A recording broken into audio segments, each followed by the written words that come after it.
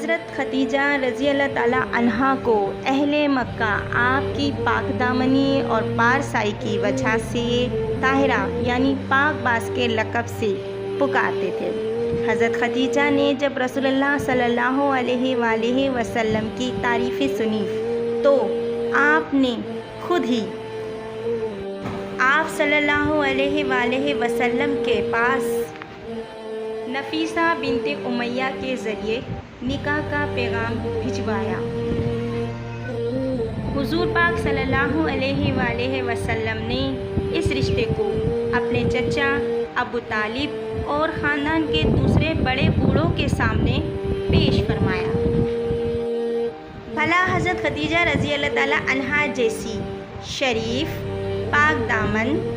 عقل مند اور مالدار عورت سے شادی کرنے کو کون نہ کہتا۔ سب خاندان والوں نے خوشی کے ساتھ اس رشتے کو منظور کر لیا اور نکاح کی تاریخ مقرر ہوئی۔